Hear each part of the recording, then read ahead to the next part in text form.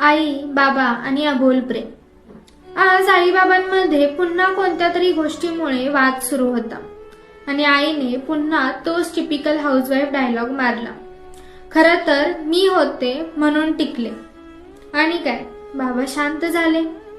काही वेळाने बाबा माझ्याकडे आले आणि म्हणाले, ही तुझी आई ना, प्रत्येक वेळी मी होते म्हणून टिकले, मी होते म्हणून टिकले म्हणत मला शांत करते.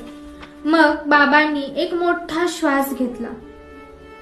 माझ्याकडे बघत एक हलकं हसू चेहऱ्यावर घेत म्हणाले, ही माझी बायको प्रत्येक वेळी म्हणते मी होते म्हणून टिकले, मी होते म्हणून चालला हा संसार.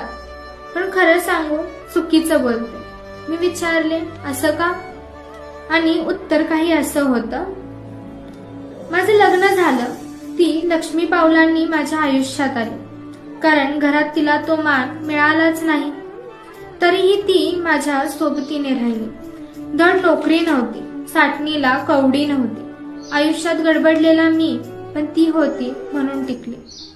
निर्णय चुकवणारा मी, माझ्याच घरच्यांच्या बोलण्यात अडकणारा मी, तरीही सगळा अपमान सहन करूनही सोबतीने राहिली, ती म्हणजे ही. माझ्या स्वप्नांना प्राधान्य देणारी ही स्वतःच्या इच्छांना कायम पेटीत बंद करून ठेवायचे.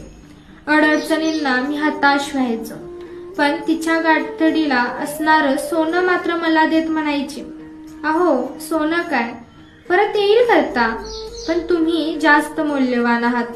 म्हणूनच ही निस्वार्थी माझी बायको होती म्हणून टिकली. पण यात चुकतंय काय माहित आहे?